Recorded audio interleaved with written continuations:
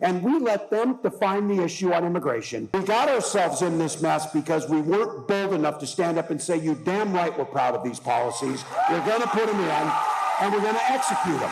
I want to make sure that we have an understanding on immigration. We're not going to be there to allow you to just take people off the streets and split up families. He does not have the authority to do the things that he's talked about. Being a border czar is not an official position. Welcome back to Sunday Night in America. This should be fun. Governors from New York, Illinois, Minnesota have to explain why their states get to set immigration laws to suit themselves, but are still entitled to your money. So much for the supremacy clause. I can't wait to hear how the federal government must keep sending money to help states violate federal law. And, oh, by the way, protect criminal aliens at your expense. James Comer will chair that hearing, and he joins us now. Welcome, Mr. Chairman. I did not realize, I feel so dumb, I did not realize the left believed in states' rights. When did that happen? You know, they just blow with the wind, Trey. As you know, they are not consistent in their ideology. The three clips you showed there of those three Democrat governors, that's evidence that they're sanctuary states. And the definition of a sanctuary state is a state that wants to defy federal law with respect to immigration policies.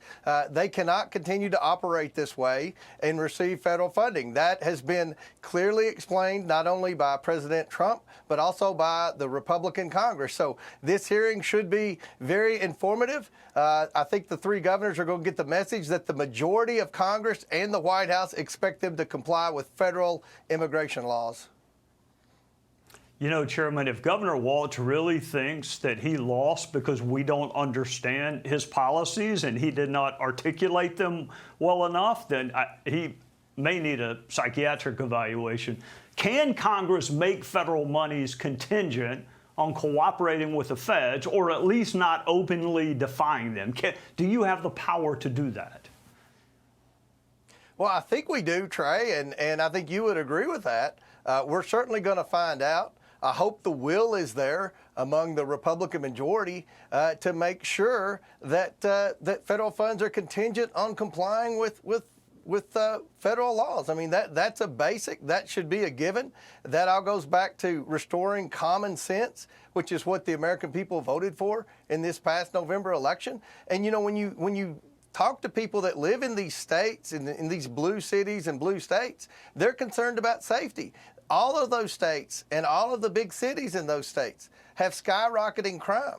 And yet the mayors and the governors continue to turn a blind eye because they want to cater to the left-wing activists in their party that want to have open borders and want to allow anyone into the United States, regardless of their background, their criminal background, or anything else. And let them stay, regardless of their criminal background. So President Biden took nearly every death row inmate off of death row. Progressive prosecutors never met a defendant they didn't like or a cop they did. And governors think that Democrats lost because we just don't understand their policies. I pretty well understand what Democrats believe. We just reject this hug an alien thug mentality. How are you going to get that point across to these governors that you're not asking their permission? Either stop disobeying federal law or you're not going to get federal money.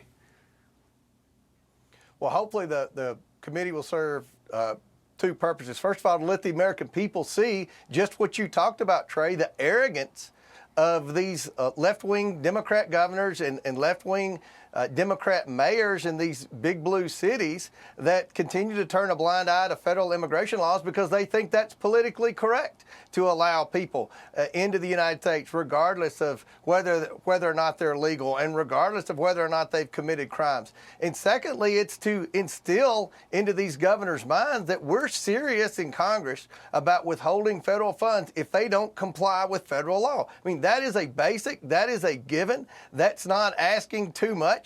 That is the way the law is, and hopefully these governors will get the message after the committee hearing.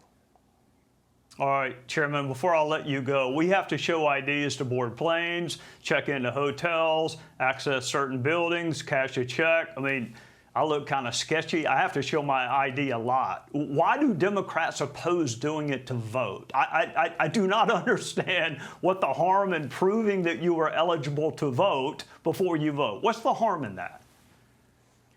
There's no harm. I mean, I have to show an ID when I check into a hotel, when I board a plane. I don't know how many times a day I have to show an ID. I don't feel like anyone's discriminating against me. I'm glad that people ask for ID so someone doesn't steal my identity or someone doesn't vote, my ballot instead of me. The fact that the Democrats continue to block Republicans from simply requiring an ID to vote, that would lead most Americans to believe that they're trying to cheat. And I think that the American people saw in real time the Democrats' vocal opposition to requiring an ID to vote. It makes no sense. And I think this is one of the biggest differences between the Republicans and the Democrats. We want to have credibility in our elections. We want to be able to have confidence that when that ballot box is open, everyone that cast a ballot was an American citizen, an eligible voter, and the Democrats don't want that. That's a big difference between the two parties. It just seems pretty simple. Show your ID, and if you don't have an ID, we'll give you one. Yeah. James Comer from the great state of Kentucky, we look forward to your upcoming hearing, and thank you for joining us on a Sunday night. Hey, Sean Hannity here. Hey, click here to subscribe to Fox News YouTube page and catch our hottest interviews and most compelling analysis. You will not get it anywhere else.